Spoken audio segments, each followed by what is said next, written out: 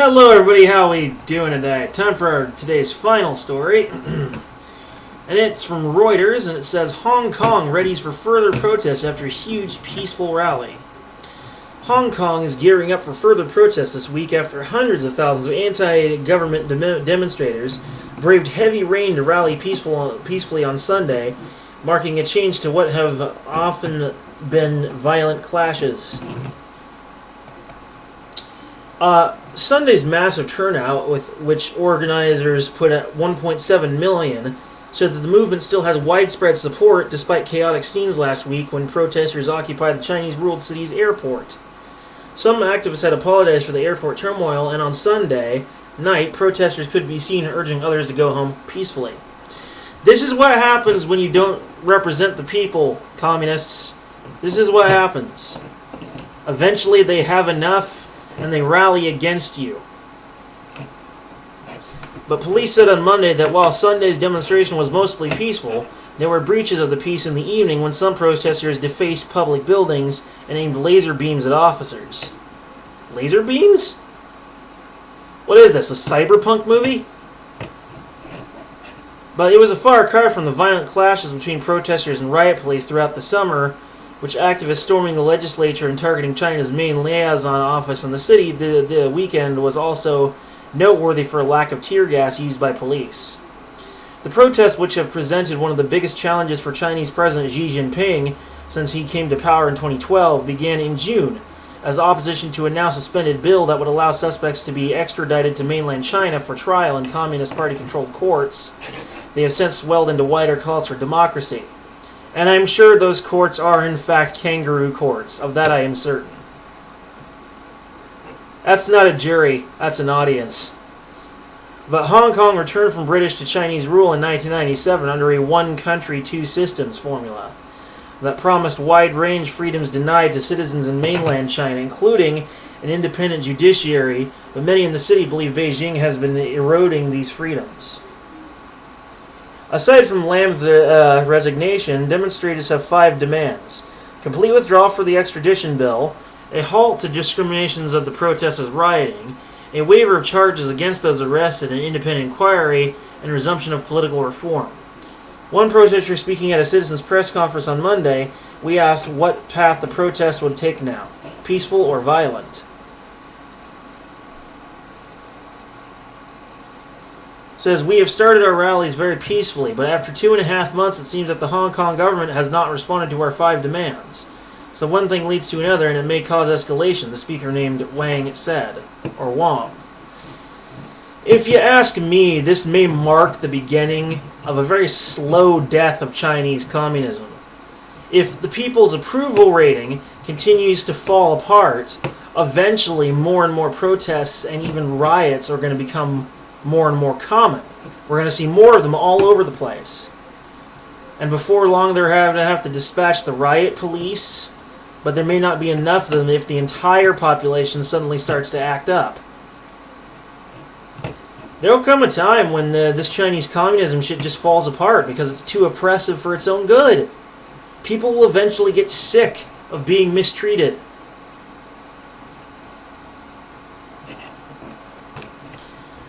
Now, as the article proceeds, we have some quotes here. It says, if you ask me, I personally hope there will be a quick resolution to this from the government so we don't have to protest anymore.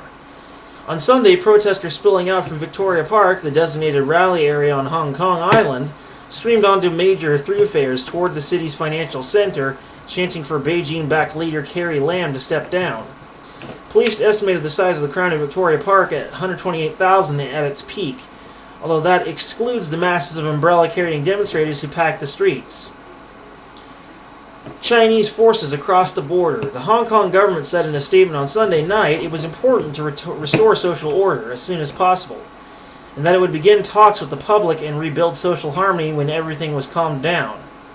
The Global Times, a nationalist Chinese tabloid published by the ruling Communist Party's official People's Daily, attributed the change in the character of Sunday's protests to the presence of Chinese paramilitary forces, which have been conducted exercises in Shenzhen, just across the border from Hong Kong. This was widely seen as a stern warning to the violent elements in Hong Kong. It said, adding that a backlash from Hong Kong residents over last week's airport occupations was another factor. The Chinese Communist Party's official People's Daily newspaper warned again in an editorial on Monday that hostile foreign influences were inciting the protest movement. Beijing has accused some countries holding the United States of fomenting unrest. U.S. President Donald Trump hinted on Sunday that the White House would like to see Beijing resolve the protests before the world's two largest economies could reach a trade deal. I would like to see Hong Kong worked out in a very humanitarian fashion, Trump said. I think it would be very good for the trade deal. Or should I say, I would like to see Hong Kong worked out in a very humanitarian fashion. I think it would be very good for the trade deal. Oh yeah, I like doing impressions. I think that one gets better as time goes on. China is just falling apart. I can't imagine the overall approval rating of their government being very high. People are just getting sick of them. And, the trade deal, if they ban, our agricultural products, that could affect their people's ability to actually put food on the table. I mean, you can't put food on the table if there's no food there. How much did they rely on our agricultural products in order to produce? I wonder. This may have some serious blowback within China itself. We could be seeing a symptom of that, but who knows? Anyway, further demonstrations are planned in coming weeks, including protests planned by Christians and even an accountants group. Police have come under criticism for using increasingly aggressive tactics to break up demonstrations. But there was a minimal police presence on Sunday and no arrests were made. More than 700 people have been arrested since June. The central government has sought to deepen integration between the mainland and the special administrative region of Hong Kong and nearby Macau, a former Portuguese-run enclave, which returned to China in 1999. Excuse me. The City Council cut on Monday for greater development of the so-called Greater Bay Area and to enrich the one country, two systems policy. China also put strong pressure on big companies, especially Cathay Pacific Airways. CEO report Hogg quit in a shock move last week after Beijing targeted the airline over staff involvement in the protests. Hogg's sudden departure was announced by Chinese state television on Friday and was seen as a signal to other multinationals such as HSBC Holdings, HSBA.L, and Jardine Matheson Holdings, Jardy.SI, to support Beijing. Cathay also fired 2 pilots for taking part in the protests. Shares in Cathay rose more than 2% early on Monday before praising gains be down. 0.6 Jefferies analyst wrote in a note on Monday that it maintained its buy rating on Cathay and it expected the company to remain profitable. So here's the thing. If, let's say, China wanted to maintain control over its population, and regardless of the obviously low approval rating, what if hypothetically they were to deploy their social credit system at such a time that they could start creating more of Pavlov's dogs, metaphorically speaking, and thus controlling the population and preventing them from losing power because they managed to trick everyone to fall in love with them and develop Stockholm Syndrome? They've already succeeded in certain major cities using that very method. So I don't see why they couldn't do the exact same thing countrywide. And then we'd be getting into some real serious, like, 1984 shit, like you've never seen before.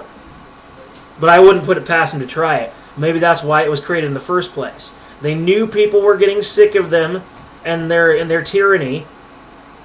Communism itself, maybe the people believe in it, but what really pushes people off is the tyranny. And maybe that's why they created the social thing in the first place. They're going to deploy it nationwide soon, I guarantee it. They're going to try and prevent their loss of power by instituting social credit. Now, mind you, that's just an educated guess, but if I'm right,